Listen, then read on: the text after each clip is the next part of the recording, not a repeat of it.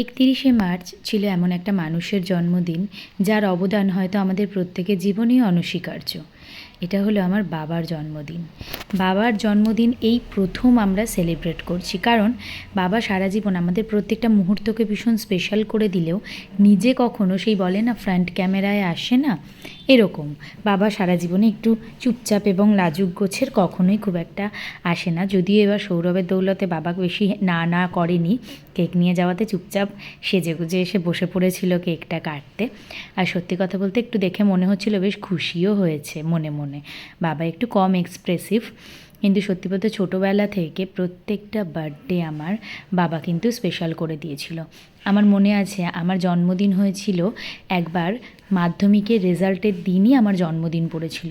তো বাড়িতে একটা টেনশনের মাহল, সে বছর বার্থডে কিচ্ছু অ্যারেঞ্জ হয়নি, কিন্তু রেজাল্ট বেরোনোর পরেই বাবা কলকাতা থেকে বিরিয়ানি কেক সব এনে বার্থডে সেলিব্রেট করেছিল। তখন তো আমাদের হাতের কাছে সব কিছু হয়তো অ্যাভেলেবেল থাকতো না, তো এইভাবেই প্রত্যেকটা সিচুয়েশানে বাবা আমাদের কিন্তু সাপোর্ট করে গেছে। সেটা কোনো দিন বুঝতে পারিনি যে এটা বাবার মানে ক্ষমতার বাইরে বা বাবা এটা পারবে না, কোনো দিন নাটা শুনিনি, এবং খুব সাধারণভাবেই জীবনযাপন করতে দেখেছি, কোনো চাহিদা ছাড়া।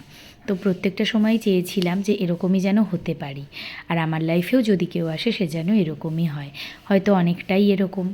তো সব মিলিয়ে আজকে এই দিনটা করতে পেরে সত্যি খুব ভালো লেগেছে, কারণ ভাবিনি যে এই দিনটা আমরা এত সুন্দর করে সেলিব্রেট করতে পারবো।